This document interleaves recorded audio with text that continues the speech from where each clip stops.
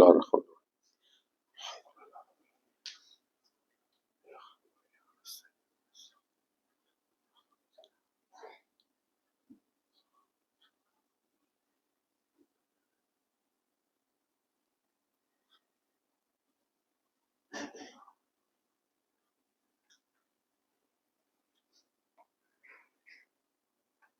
امام زمانہ کی سلامتی کے لیے ایک دفعہ صلوات بھیج.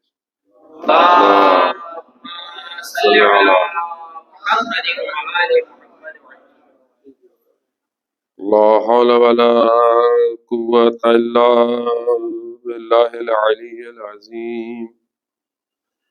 حسبنا الله ونعم الوكيل نعم المولى ونعم النصير.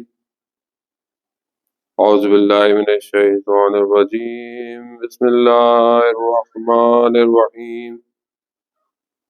الحمد للہ الذی یؤمن الخائفین وینجی الصالحین ویضع المستكبرین ویہلک ملوکا ویستخلف آخرین.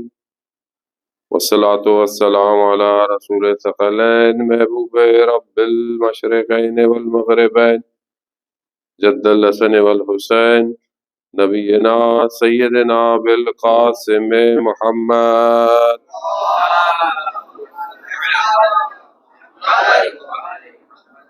وعلی آلہ الطیبین الطاہرین المعصومین لا سیما بقیت اللہ فی الارضین روحی وارواحنا لتراب مقدم الفدا ولعنۃ اللہ علی اعدائهم اجمعین. بسم اللہ الرحمن الرحیم. رب اشرح لی صدری ویسر لی امری واحلل عقدۃ من لسانی یفقهوا قولی. اما بعد فقد قال اللہ تبارک وتعالی فی کتاب الحکیم والقرآن المجید وما خلقت الجن والانس الا ليعبدون. صلاۃ بھیجو.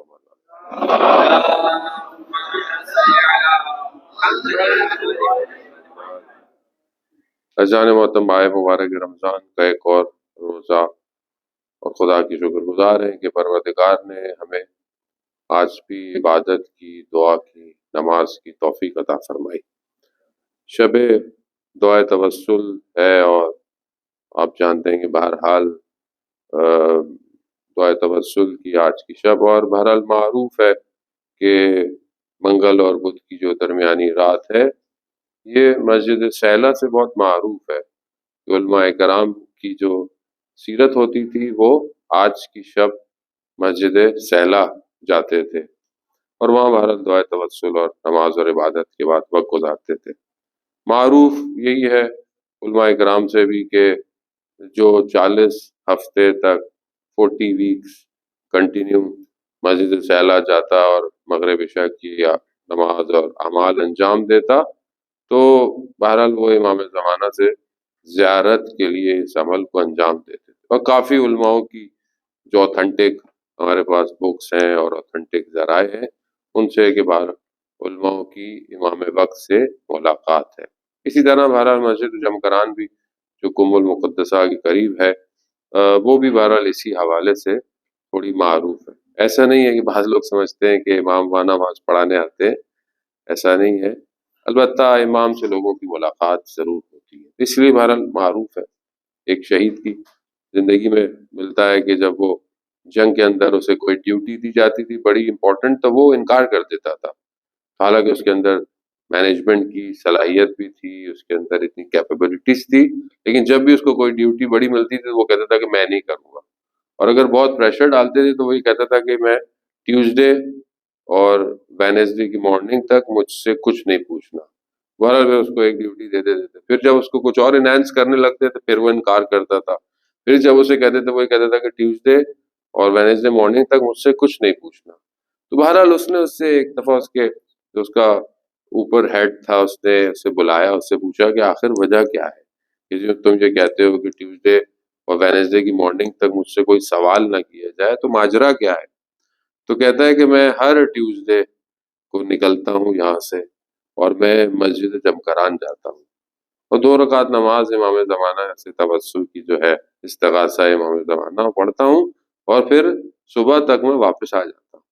اور کہتا ہے کبھی کبھی مجھے راستے میں 40 گاڑیاں تبدیل کرنی پڑتی ہیں تاکہ میں وہاں پہنچوں اور عبادت کر کے واپس۔ عزیزان محترم، عشق امام زمان ہے۔ اگر انسان کے وجود میں عشق پایا جائے تو وہ کوشش کرتا ہے، اور لیکن اگر اس کے وجود میں عشق نہ پایا جائے، اسے محبت نہ پائی جائے، تو وہ بالکل بھی کوشش نہیں کرتا۔ تو بہرحال آج بھی شب وہی ہے، بے شک ہم وہاں نہیں ہیں، لیکن بہرحال دعائے توسل پڑھی گئی، اور بہرحال وہاں ذہن ہمیشہ ایسی ہی جگہوں پہ جاتا ہے اور اپنے وقت کے امام سے متصل کرتا ہے، اور اصل یہی ہوتا ہے کہ خلوص اور اخلاص سے دعا کے کلمات جو ہیں وہ ادا کیے جائیں تاکہ انسان اٹیچ ہو سکے۔ توسل یعنی ہے ہی یہی، متصل ہو جاؤ، ان کو وسیلہ قرار دو خدا کی بارگاہ میں۔ اب یہ جو وسیلہ جب قرار تبھی دیں گے کہ جب آپ ان کی معرفت رکھیں گے۔ آپ کسی کی معرفت رکھے بغیر اس کو کیسے وسیلہ قرار دے سکتے ہیں کسی اور کے لیے؟ اگر آپ کے نزدیک اس کی ویلیو ہے، اس پرسنالٹی کی، اس شخصیت کی، آپ اس کے بارے میں جانتے ہیں کہ یہ اتنا معیار رکھتی ہے کہ اگر میں اسے درمیان میں رکھوں گا تو سامنے والا میرا کام جو ہے وہ انجام دے گا، وہ تبھی ہوگا کہ جیسے آپ نے شیخ نے حدیث آپ نے بیان فرمائی کہ جو اپنے وقت کے امام کی معرفت نہیں رکھتا وہ جہالت کی موت مرتا ہے۔ خوب یہ معرفت تب ہوگی کہ جب آپ کا اپنا رابطہ ہوگا۔ آپ اپنی زندگی میں دیکھیں، بہرحال آج انہوں نے بہت مولا کائنات کے فضائل پڑھے، علی بن ابی طالب کے، اور آپ نے نعرے وارے بھی لگائے، تو بہرحال تھوڑی بڑی فرینچ ہمیں بھی تھوڑی بہت تو سمجھ آ ہی جاتی ہے، لیکن آپ فضیلتوں میں آپ یہ دیکھیں کہ ہم نے اپنی پوری زندگی میں، میں اپنی زندگی میں، آپ اپنی زندگی میں دیکھیں، ظاہر ہے کوئی کسی اور کی اسکروٹنگ تو نہیں کر سکتا، لیکن ہم نے خود حضرت علی ابن ابی طالب علیہ الصلوۃ والسلام سے، اللہم صلی علی محمد،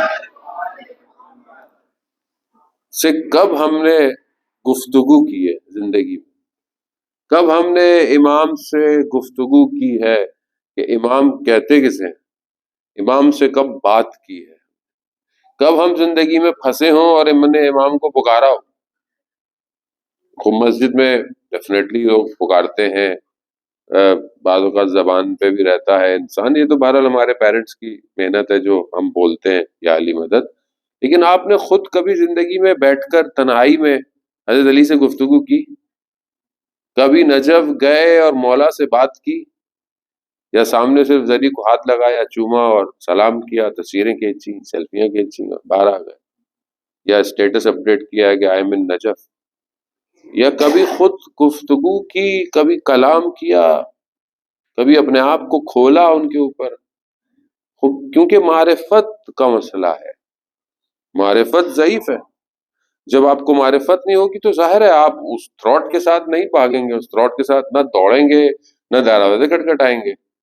علامہ امینی رضوان اللہ تعالی علیہ، آپ جانتے ہیں، جنہوں نے کتاب الغدیر لکھی اور مولا کائنات کے فضائل کو جہاں جہاں ملا اس کو کلیکٹ کیا، ایون ایجپٹ میں، کہیں دمشق میں، انڈیا میں، بغداد میں، جہاں ان کو پتہ چلتا تھا وہ جاتے تھے لائبریری میں، پوری پوری رات لائبریری میں بیٹھے رہتے تھے اور جو بھی چیز ملتی تھی اس کو کلیکٹ کرتے تھے۔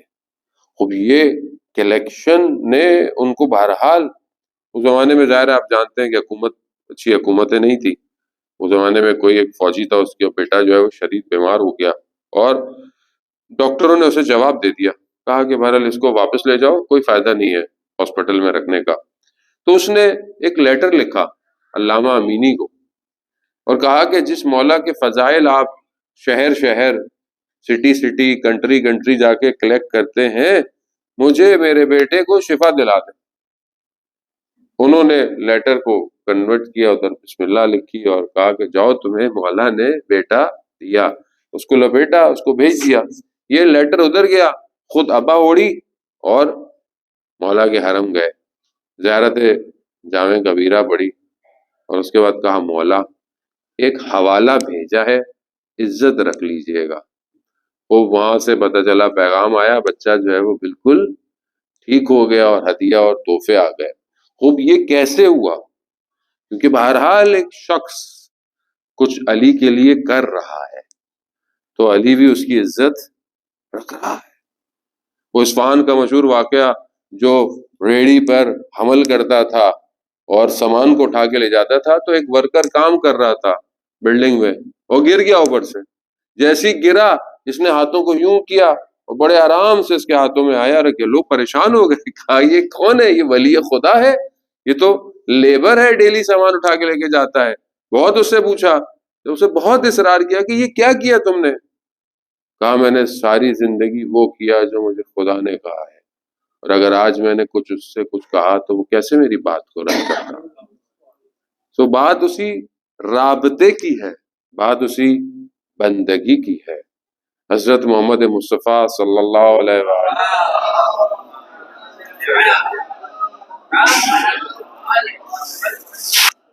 رسول خدا جب معراج پہ گئے، تو حدیث معراج ہے، بہت طولانی ہے، بہت اس کے پارٹس ہیں، آپ نے سنی بھی ہوگی۔ بہرحال ایک مقام پر حدیث کا ایک حصہ یہ بیان کرتا ہے کہ پروردگار نے رسول خدا سے پوچھا کہ اے احمد، کیا آپ جانتے ہیں کہ میرا انسان جو میرا بندہ ہے وہ کامل کب ہوتا ہے، کمپلیٹ کب ہوتا ہے؟ یعنی جو انسان کامل ہے میرا بندہ، جو صحیح میرا بندہ ہو، وہ کب ہوتا ہے؟ رسول خدا نے کہا کہ لا تدری، اے میرے پروردگار میں نہیں جانتا۔ تو پھر خدا نے بہرحال کچھ خصوصیات بتائیں، کچھ ایبلٹیز کو بتایا رسول خدا کو کہ یہ ایبلٹیز جب بندے کے اندر ہوں تو وہ میرا بندہ بہترین بندہ ہے۔ وہ میں بہرحال کچھ آپ کی خدمت میں جتنا میں آپ کو بیان کر سکا، پھر بہرحال اس کو آگے کنٹینیو کریں گے۔ وہ اصل وہ یہ بندگی، عزیزان محترم، بندگی مہم ہے، بندہ بننا امپورٹنٹ ہے۔ دعائے توسل میں آپ نے کاظمین امام موسیٰ کاظم علیہ السلام سے بھی توسل کیا، اور آپ دیکھیں کہ امام کا مشہور واقعہ ہے کہ امام ایک جگہ سے گزر رہے تھے تو ایک گھر سے گانے کی آوازیں آ رہی تھی۔ وہاں پر ایک خاتون باہر ڈسٹ بن، کچرا وچرا باہر جو ہے وہ پھینک رہی تھی۔ تو امام نے اس سے پوچھا، خاتون سے، اس کنیز سے، کہ یہ کس کا گھر ہے؟ یہ آزاد کا گھر ہے یا غلام کا گھر ہے؟ یعنی جو تمہارا مالک ہے یہ آزاد ہے یا یہ بندہ ہے، غلام ہے؟ تو اس نے بولا آزاد کا گھر ہے، میرا آقا ہے۔ تو امام نے کہا ہاں، اگر بندے کا گھر ہوتا تو ایسی آوازیں گھر سے نہ آتی۔ یہ کہہ کر امام چلے گئے۔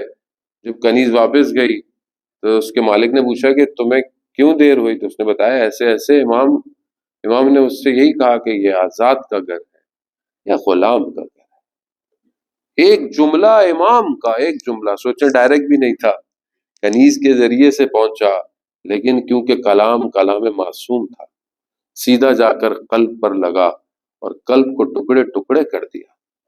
اسی حالت میں وہ دوڑتا ہوا گلی کے کونے تک امام کے پیچھے گیا، خدا کی بارگاہ میں توبہ کی اور امام کے قدموں میں گر گیا، اور ننگے پاؤں اس نے خدا کی توبہ کی تھی، یعنی پاؤں میں جوتے نہیں تھے اس کے، تو اس لیے اس کا نام بشرے حافی، اور ساری زندگی اس نے جوتے نہیں پہنے کیونکہ اس نے اسی حالت میں خدا کی توبہ کی تھی۔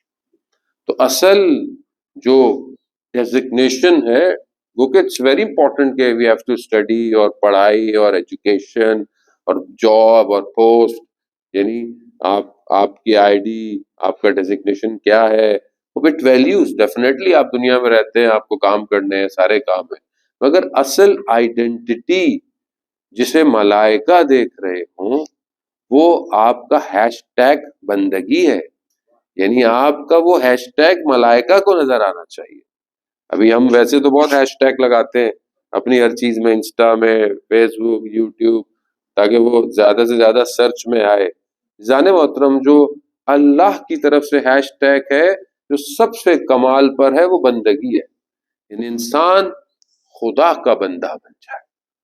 اس لیے قرآن دیکھیں جب اپنے پروفٹ کو معراج پہ لے کے جا رہا ہے تو یہ نہیں کہا کہ میں اپنے رسول کو لے کے جا رہا ہوں، اس طرح پہ اب ہی میں اپنے بندے کو معراج پہ لے کے گیا۔ تو اصل کمال بندگی میں ہے، خوب ہم بندگی کی طرف بڑھیں تو پروردگار نے ان خصوصیتوں کو اپنے حبیب کو بتایا۔ پہلی خصوصیت کیا ہے، پہلی ایبلٹی کیا ہے کہ حرام سے، محارم الہی سے ورع کرنا، جیسے پہلے بھی آپ نے حدیث کچھ دن پہلے بھی شیخ سے سنی. خوب یعنی ورا یعنی حرام سے، جو حرام ہے اس سے اپنے آپ کو بچانا. خوب ورا ظاہر ہے، ورا میں نے آپ کو پہلے بھی بتایا کہ ایک آدمی نارمل ہوتا ہے، پھر ایک تقوی ہوتا ہے، پھر تقوی کی اپنی سٹیجز ہیں. انشاءاللہ آنے والے دنوں میں اگر خدا نے توفیق دی تو آپ کی خدمت میں کہ تقوی بھی نارملی ایزی نہیں ہے. جیسے آپ بولیں کہ خدا کا تقوی یا متقی یا خطبہ متقین خوب آسان نہیں ہے. امام المتقین ہونا خوب یہ آسان نہیں ہے، اس کی بھی سٹیجز ہیں. ان سٹیجز کے بعد انسان ورا کی سٹیج پہ آتا ہے. خوب انسان کے اندر ملکہ ایک ایسی پاور انہینس ہو جاتی ہے کہ وہ حرام سے آٹومیٹکلی دور ہو جاتا ہے. یعنی پھر اس کو حرام کے لیے اتنی مشکل نہیں ہوتی. یعنی کہ آپ بولیں کہ یہ کیسے آپ نے چھوڑ دیا، میرے لیے آسان. جس طرح آپ معصومین سے جب پوچھا جاتا تھا کہ آپ گناہ کیوں نہیں آپ سے سرزد ہوتا، یا مثلا گناہ کے پاس سے بھی آپ گزرتے ہیں تو آپ کو فیل کیوں نہیں ہوتا، تو انہوں نے کہا کہ ایک جگہ پر بہت گندگی ہے، بہت کچرا ہے، ڈسٹ ہے، یا مطلب بہت گاربیج ہے، تو کیا تم اس کے پاس سے گزرو گے؟ نہیں. گناہ ہمارے لیے ایسی ہے، ہمیں نظر آتا آتش ہے، ہمیں نظر نہیں آتا. ہمیں نظر نہیں آتا کیونکہ ہمیں نہیں پتہ چلتا. مثال کے طور پر رجب علی خیاط کے، جن کا میں نے آپ کی خدمت میں پہلے بھی ذکر کیا، اپنے بیٹے کے ساتھ بازار میں جا رہے تھے تو ایک خاتون بے حجاب، بال کھلے ہوئے، اور ہر کسی کی، تو رجب علی خیاط کی نگاہ بھی ان کے بالوں پہ پڑی، خاتون کی. تو ان کے بیٹے نے کہا بابا آپ ہمیں منع کرتے ہیں اور آپ دیکھ رہے ہیں. تو رجب علی خیاط نے کہا بیٹا جو میں دیکھ رہا ہوں وہ تم نہیں دیکھ رہے. انہوں نے کہا کیا؟ کہا کہ یہ کھلے بال نہیں ہے، یہ آتش ہے جہنم کی جو جا رہی ہے، اور جو اس کو دیکھتا ہے اس آتش میں چلا جاتا ہے. خوب ظاہر ہے کہ وہ میں نہیں دیکھ رہا، مجھے نہیں آتا اس طرح نظر. مگر اولیاء خدا جب دل کھل جائے، آن ہو جائے، تو وہ بہرحال ایک حدیث بہت طولانی میں نے آپ لوگوں کے لیے تیار کی، میری ہمت نہیں پڑی کئی دن سے میں آپ کی خدمت میں بیان کروں، جس میں یہ کیفیت ہے. شاید میری اپنی کیفیت نہیں آ پا رہی ہے کہ وہ حدیث میں آپ کی خدمت بیان کروں. اللہ کرے کہ ان چند دنوں مجھے وہ توفیق ہو جائے کہ جہاں پر یہ کھل جائے کہ بہرحال آدمی کے اندر وہ کیفیت آئے کہ آدمی اس پوزیشن کو دیکھے، کہ اسے پتہ چل جائے کہ ہاں یہ حرام ہے اس کو.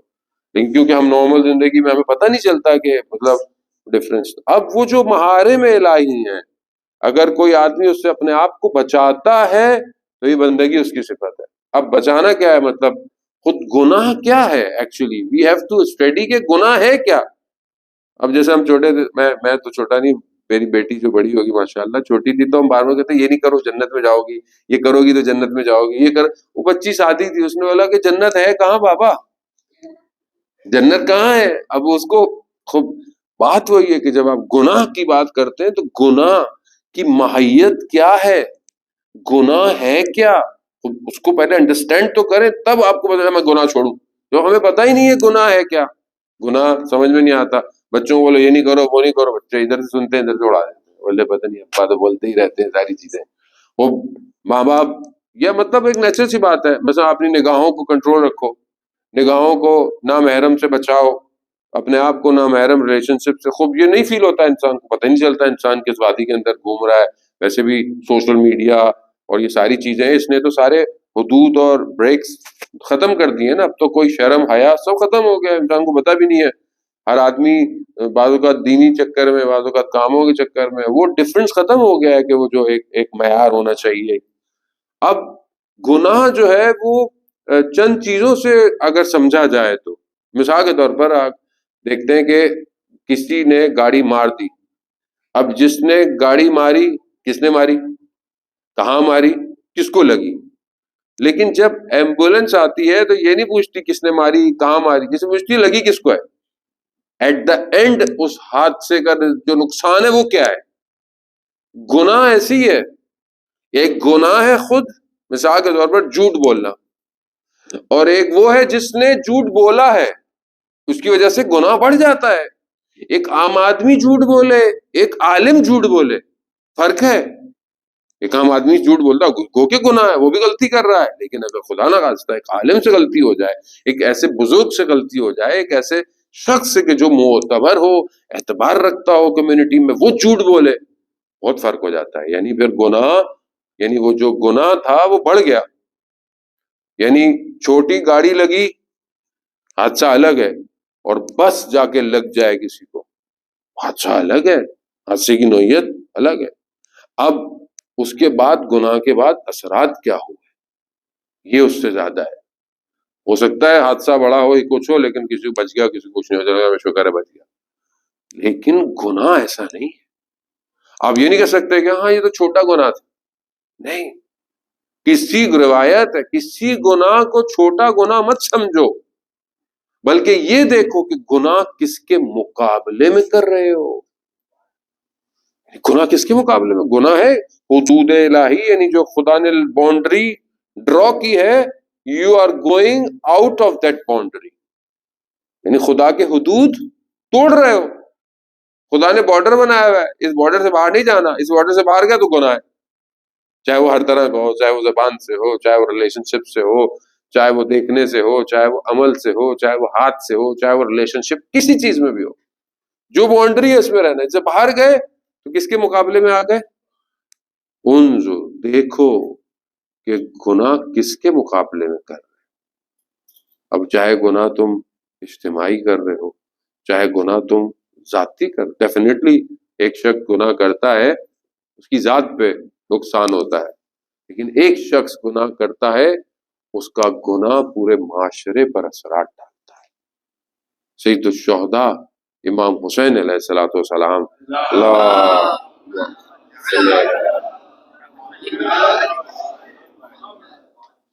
امام حسین علیہ الصلوۃ والسلام نے جو قیام کیا یزید کے مقابلے میں، وہ یہ نہیں تھا کہ یزید صرف گناہ کر رہا تھا تو مثلا کچھ شراب پیتا تھا تو یہ سارے فاسق کام انجام دیتا تھا، صرف اس لیے نہیں کہ اس کے ذاتی کام نہیں، بلکہ امت سو گئی تھی.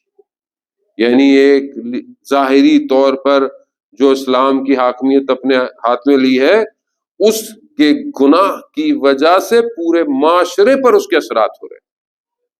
اسی لیے جو کمیونٹی کو لیڈ کرتے ہیں، جو کمیونٹی کو چلاتے ہیں، ان لوگوں کو زیادہ اچھا ہونا چاہیے. اب آپ بولیں گے نہیں ہم تو نہیں چلا رہے بھائی، خود ہی چل رہی ہے.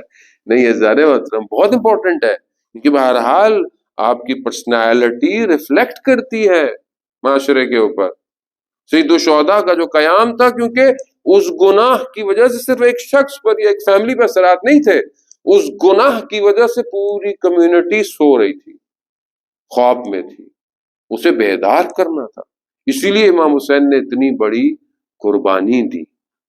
گناہ جو ہے وہ الگ الگ اثرات کو معاشرے کے اوپر مرتب کرتا ہے، اور بعض اوقات گناہ آہستہ آہستہ انسان کے قلب کو سیاہ کر دیتے ہیں. چھوٹا سا ہے، یہ تو پتہ نہیں چل رہا، اس کے تو اثرات نہیں ہوں گے، لیکن آہستہ آہستہ وہ ڈاٹ جو ہے نا قلب میں وہ ڈلتا ہے، اور وہ ڈاٹ ڈلتے ڈلتے پوری فائل بلیک ہو جاتی ہے. اور جب وہ بلیک ہو جائے تو پھر خدا قرآن میں کہتا ہے کہ بس ہم نے پھر ان دلوں پہ تالے لگا دیے، پھر ہدایت نہیں ملتی. تو انسان بہرحال اپنی زندگی میں، کیونکہ سب سے بیسٹ عزیزان محترم یہی ہے کہ انسان اپنے آپ کو، کوئی بھی عبادت دیکھیں، آپ عبادت کریں، بہترین عبادت کریں، بہترین دعائیں کریں، ٹھیک ہے، اور اس کے بعد آپ اپنے آپ کو گناہوں سے نہ بچائیں. تو بالکل ایسی ہے جیسے آپ پانی ایک بکٹ میں لے کے آ رہے ہوں بڑی دور سے، اور اس میں سوراخ ہو، اور آپ بھر بھر کے لا رہے ہوں لیکن سوراخ ہو، یعنی آپ کی ساری محنت کیا ہو رہی ہے؟ ضائع ہو رہی ہے. اسی لیے اولیاء خدا ہمیشہ یہ کہتے تھے کہ پہلے اپنے آپ کو حرام سے بچاؤ. جب تم اپنے آپ کو حرام سے، محارم الہی ان سے بچاؤ گے، تب تمہاری عبادت خدا کی بارگاہ میں پرواز کرے. مشہور واقعہ ہے جو بنی اسرائیل کا ایک عابد کا، آپ نے سنا ہوگا، میں نے بھی کئی دفعہ اس کو بیان کیا ہے، کہ وہ عبادت کرتا تھا، مشہور تھا، اور پہاڑوں پہ عابد تھا. شیطان آپس میں جمع ہوئے، میٹنگ ہوئی ان کی کہ بھائی اس عابد کو کیسے اس کی عبادت سے ہٹایا جائے.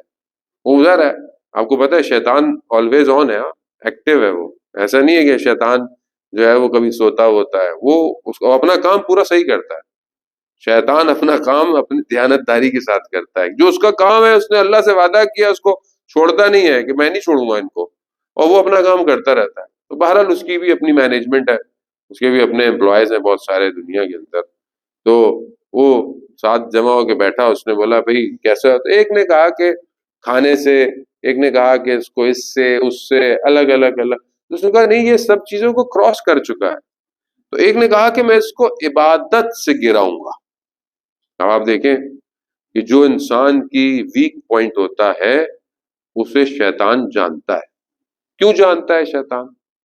آپ بولیں کیوں جانتا ہے؟ آپ کے ذہن میں کیسے آئے گا شیطان آپ کے ویک پوائنٹس کو کیسے جانتا ہے؟ کیونکہ شیطان آپ کی گرینڈ پیرنٹ سے بھی واقف ہے. ان کو پتا ہے کہ اس کے فیملی میں، اس کے جینز میں کیا پرابلم تھی، یہ ویکنس اس کی فیملی میں چلتی ہوئی آ رہی ہے.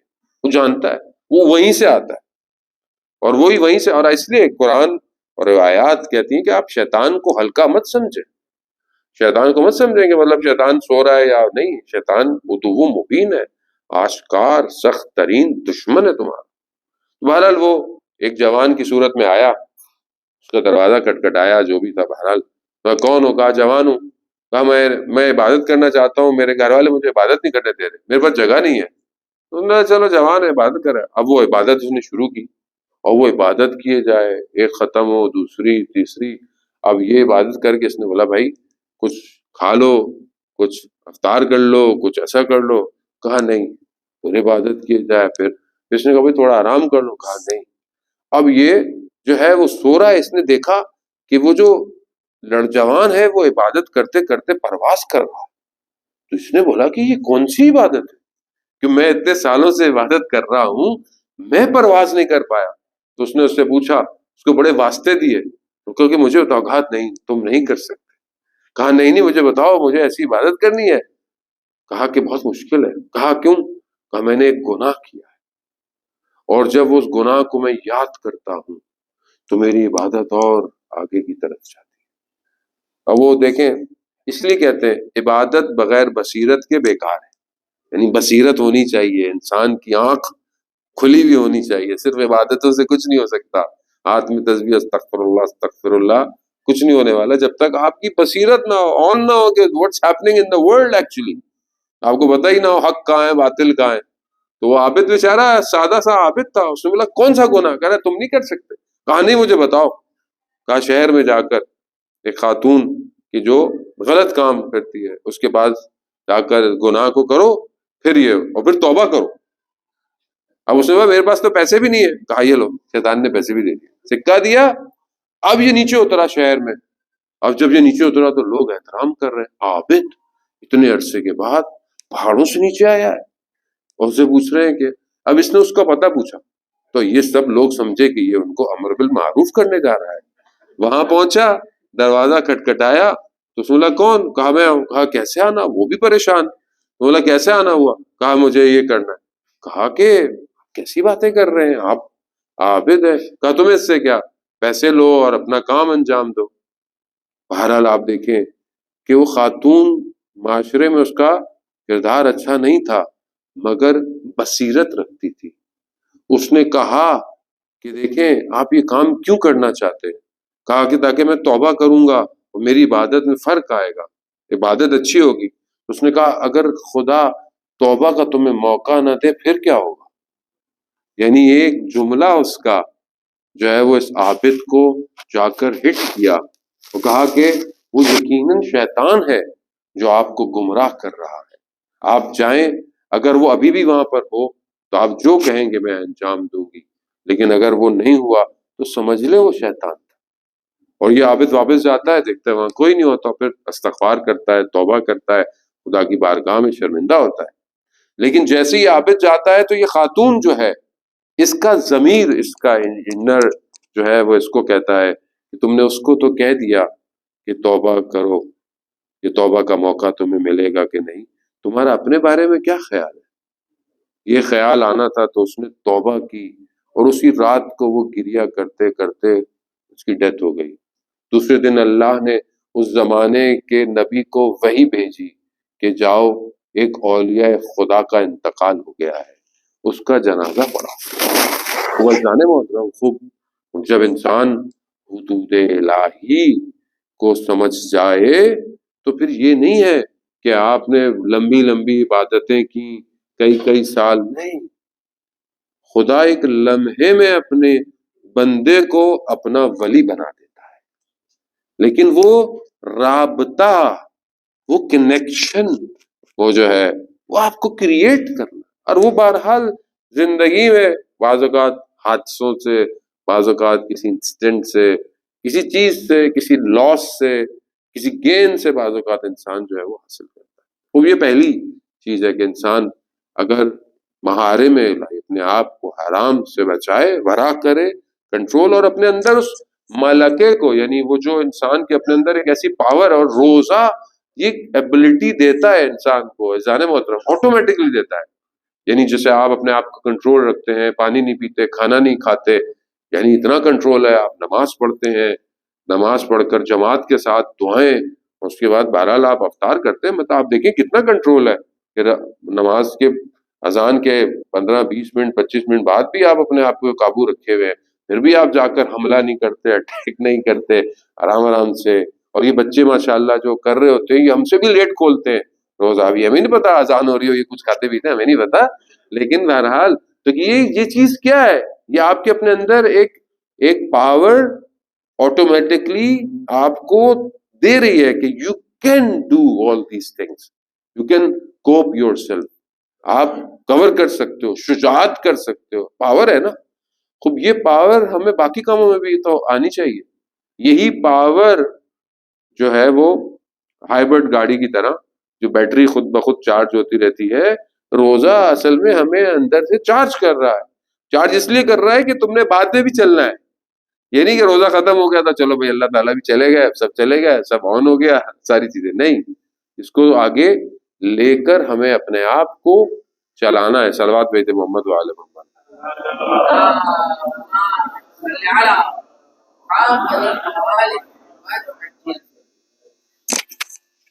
محمد وآل محمد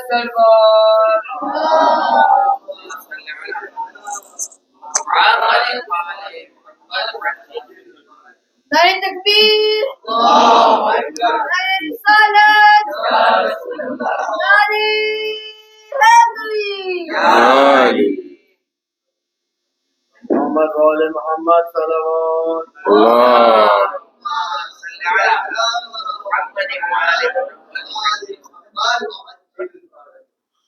بہرحال یہ بھی آٹو پہ لگا ہوا ہے، کہہ رہا ٹائم زیادہ ہو گیا، لیکن آج دیر سے بیٹھا ہوں میں زیادہ نہیں ہوا، آج دعا توسل تھی، دعا تھی، تو میں تھوڑا دیر سے بیٹھا ہوں، تو اس لیے آٹو پہ تھا کہ بھائی مولانا صاحب 10 منٹ زیادہ ہو گئے، آپ چلے جائیں، کیونکہ اس کے اندر بھی ملکہ ایجاد ہو گیا ہے تھوڑا سا سن کے۔